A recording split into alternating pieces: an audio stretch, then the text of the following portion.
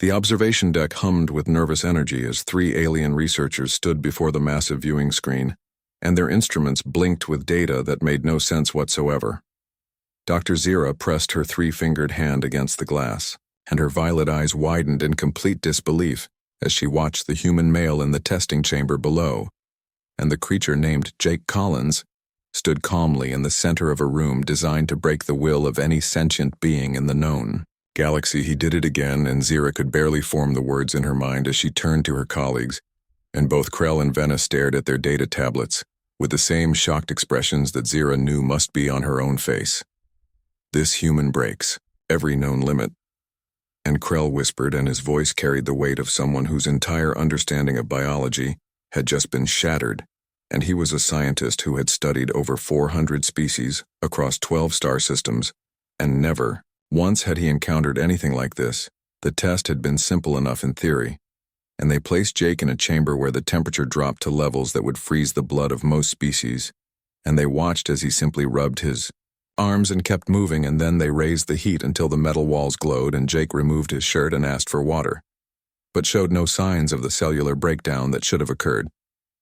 Zira remembered the first day they brought Jake aboard their research vessel, and he was a volunteer from Earth, and a planet the Galactic Council had only recently made contact with, and the humans were new to the greater universe, and everyone assumed they would be like most emerging species, and weak and fragile and in need of protection.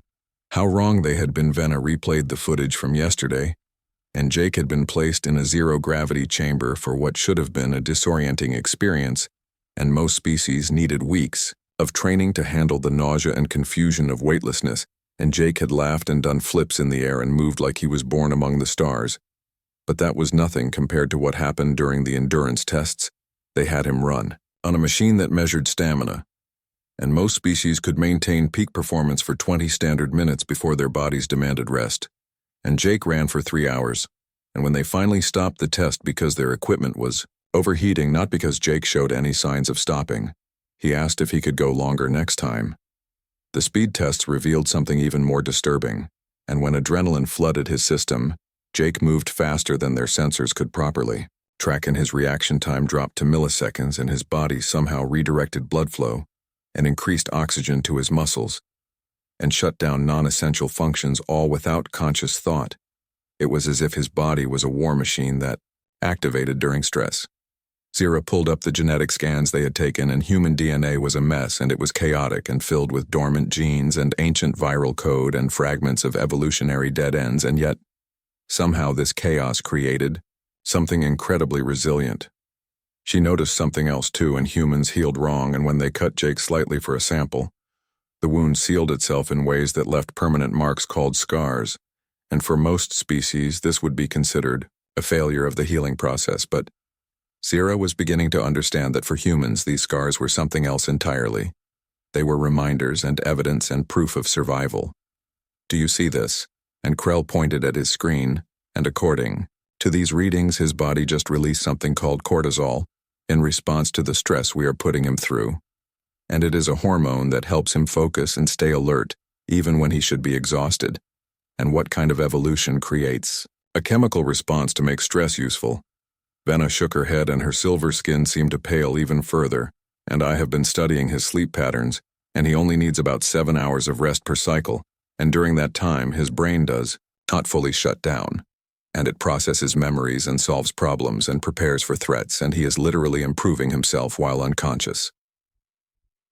The 3 researchers stood in silence for a long moment as they absorbed the implications. The Galactic Council had rules about species classifications, and there were categories for predators and prey and scavengers and specialists, and humans did not fit any of them properly, and they were persistence hunters who could track prey for days, and they were social pack creatures who formed complex hierarchies, and they were omnivores who could eat almost anything, and they were tool users who could turn any object into a weapon. But more than that, humans were survivors. Their planet had tried to kill them in every way possible, and ice ages and plagues and predators and disasters, and yet humans adapted, and they climbed to the top of their food chain, not through strength or speed or venom, but through sheer stubborn refusal to die. Zira watched as Jake completed another impossible task, and they had given him a puzzle designed for species with enhanced cognitive abilities, and species that could process information faster than humans supposedly could, and Jake solved it in half the expected time by approaching it from an angle that the test designers never considered. He cheated, and Venna said. But there was admiration in her voice, and he did not break the rules. But he bent them in ways we did not think possible. That is what they do.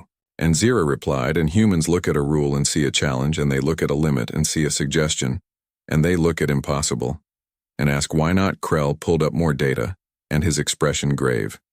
And we need to report this to the council. And if one human can do all of this, imagine what their entire species is capable of, and they have billions of these creatures on their planet, and all of them with these same abilities. But Zira hesitated, and she thought about Jake, and how he smiled at them every morning, and how he asked about their families, and how he showed them pictures of his own family back on Earth, and a wife named Lucy, and 2 children named Emma and Noah. He was dangerous, yes, and his species was clearly built for survival, in ways that should concern the older, more established civilizations.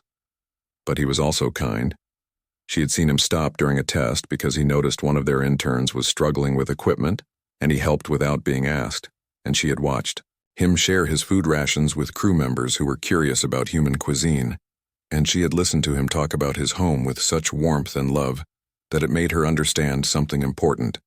Humans were not just survivors, and they were not just warriors hiding behind friendly faces, and they were genuinely social creatures who formed bonds and cared for others, and their strength came not just from their impressive biology, but from their ability to work together.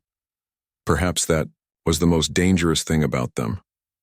Look, and Krell said urgently, and Jake was attempting the final test, and they had placed him in a room with a series of obstacles that required problem-solving under pressure, and most species either panicked or gave up. Jake assessed the situation, and then did something unexpected, and he started talking to himself and breaking down the problem into smaller pieces and encouraging himself like a friend would. And you can do this. And he said aloud, and just take it one step at a time. And he did. He solved each obstacle methodically, and when he failed, he tried again without frustration. And when he succeeded, he moved on without celebration. And he just kept going forward because that was what humans did. They kept going. Zira made her decision, and she would report their findings to the council. But she would also recommend something else, and humanity should be welcomed as equals. And yes, they were powerful, and yes, they were dangerous. But they were also exactly what the galaxy needed.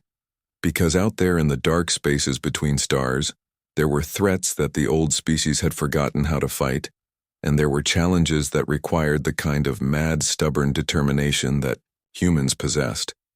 The galaxy needed survivors, and it needed people who looked at impossible odds and decided to try anyway.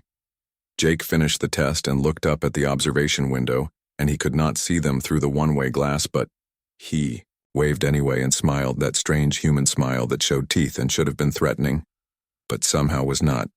Sierra found herself waving back, even though he could not see her. What do we do now? And Venna asked. We learn from them. And Zira said, and we learn everything we can because something tells me humanity is going to change everything.